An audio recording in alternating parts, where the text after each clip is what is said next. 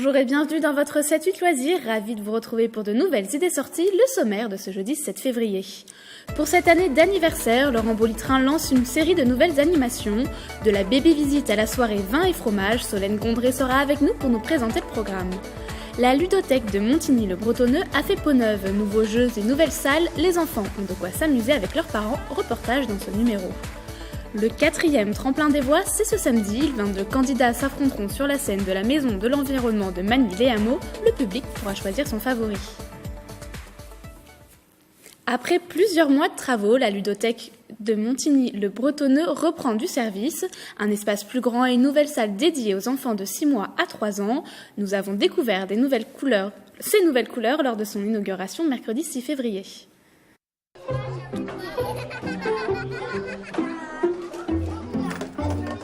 Avec de nouveaux jeux et de nouveaux espaces, la ludothèque Je-tu-il de Montigny-le-Bretonneux reprend du service pour les enfants. Ce qu'on a souhaité avec cet espace, tel qu'on l'a réaménagé, c'est favoriser la relation parent-enfant pour que les parents jouent vraiment avec leurs enfants et non pas uniquement un endroit où les enfants se débrouilleraient.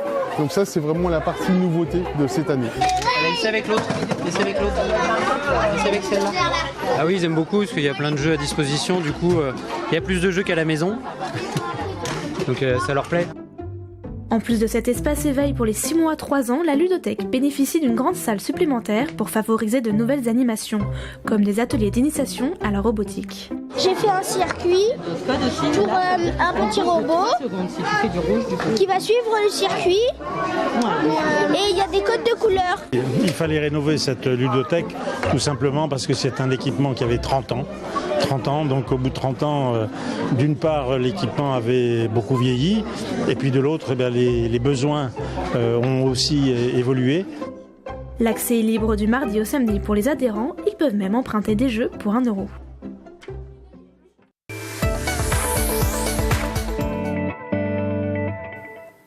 En 1984, 2 passionnés de chemin de fer et grands collectionneurs de petits trains ouvraient le Ramboli-Train.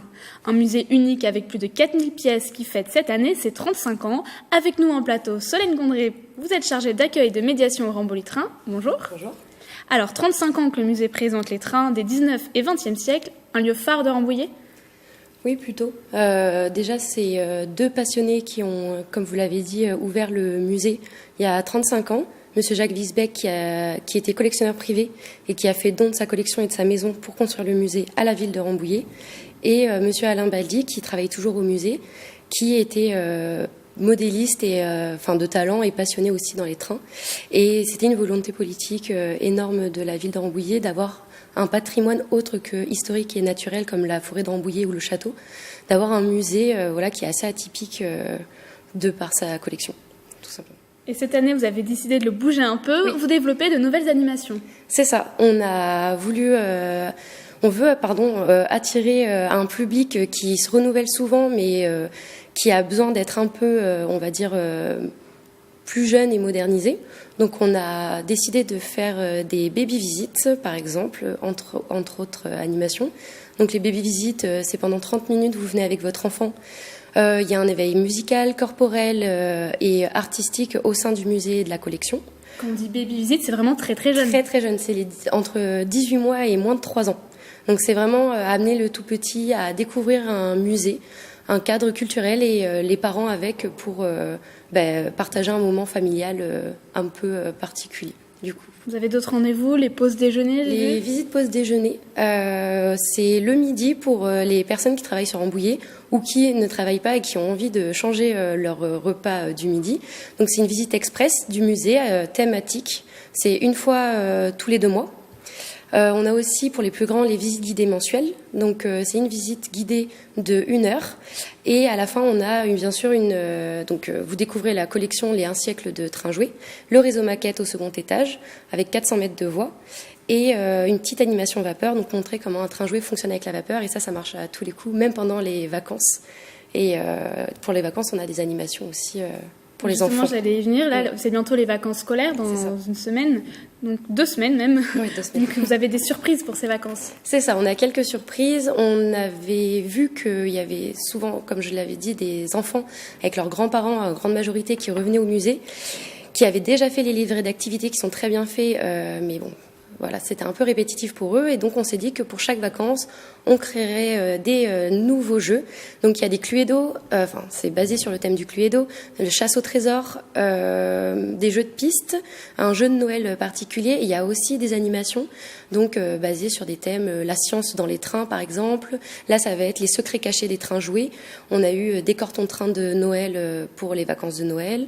Voilà.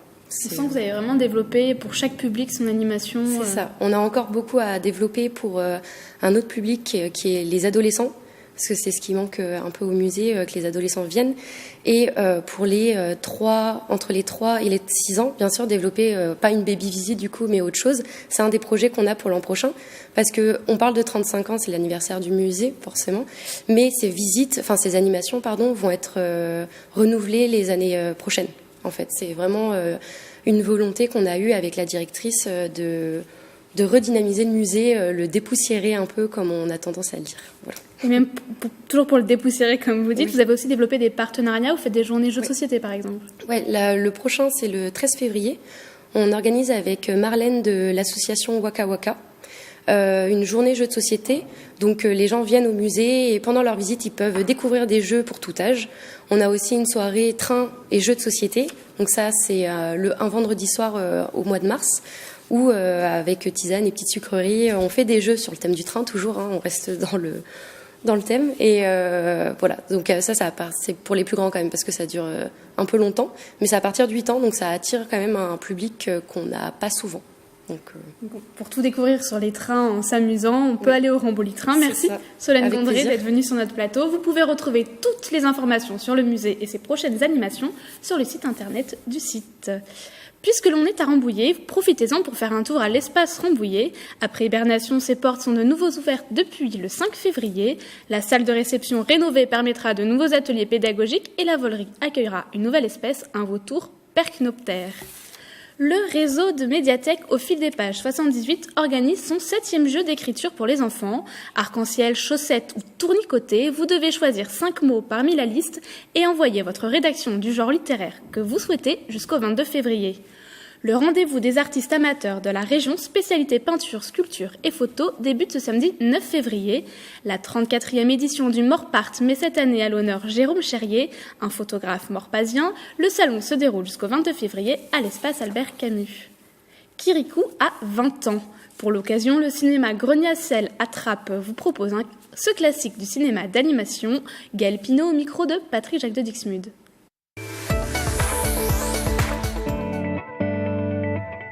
Nous connaissons tous Kirikou. Aujourd'hui, il vient d'avoir 20 ans. Ce conte est toujours aussi charmant et humaniste, et donc les enfants d'aujourd'hui doivent absolument le découvrir, et les enfants d'hier doivent absolument le voir ou le revoir sur grand écran. Souvenez-vous un peu de l'histoire. À peine sorti du ventre de sa mère, il parle et court plus vite que le commun des mortels. Mais il est aussi très malin, et il incarne le courage et la persévérance. Dans ce film, la frontière entre le bien et le mal n'est pas si évidente. Et c'est ça le message fondamental du film. La source de la méchanceté est bien souvent la souffrance, et un retour en arrière est possible. Mais pour ça, il faut bien sûr aller à la rencontre de l'autre et le comprendre. Pour sublimer ce conte, Michel Oslo a utilisé le dessin traditionnel peint sur papier. La faune et la flore y sont très riches. D'ailleurs, les décors sont ouvertement inspirés du douanier Rousseau. La musique est composée par Youssou N'Dour. Ce film peut être vu à partir de 4 ans, mais certaines scènes sont impressionnantes pour les plus jeunes, comme les apparitions théâtrales de la sorcière ou les animaux sauvages. Je conseille donc ce film pour les enfants à partir de 5 ans. Retrouvez Kirikou et la sorcière au cinéma Le Grenier-Sel.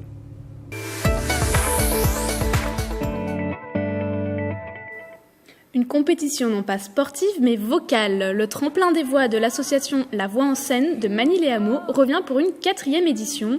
22 chanteurs ont été sélectionnés après une première audition. Ils sont coachés par les organisateurs avant leur grande interprétation ce samedi 9 février. Le public a un rôle majeur, il vote pour son candidat préféré. Au final, 2 vainqueurs, le prix du jury et le prix du public. Les coachs ont un rôle important auprès des candidats. Audrey Brouan, responsable du tremplin, était sur le plateau du 7-8 Culture. L'objectif, peu importe le niveau et le temps qu'ils ont, l'expérience qu'ils ont, on va dire, c'est de pouvoir les accompagner sur le chemin, dans le chemin où ils en sont, on va dire, justement pour s'améliorer, pour connaître un petit peu, leur donner les clés pour pouvoir partager avec le public, pour pouvoir mieux chanter. Et notez un changement de salle. Initialement annoncé à l'Estaminet, le tremplin des voix victime de son succès aura finalement lieu à la Maison de l'Environnement de Manille-et-Habaut. Retrouvez toutes les informations sur le site internet. Pour organiser son semi-marathon prévu le dimanche 14 avril, la ville de Trappes recherche des bénévoles. Si vous souhaitez assurer l'accueil, le contrôle, la sécurité ou le ravitaillement des coureurs, vous pouvez vous inscrire pour ce deuxième semi-marathon. Et pour parfaire vos Zuki, le Karaté Club de plaisir accueille un expert national de la discipline pour un stage spécial samedi 9 février. Maître Naoki Omi sera présent au Palais des Sports de 10h à 15h. Promenons-nous à Issy-les-Moulineaux, c'est votre rubrique Sortir en Île-de-France.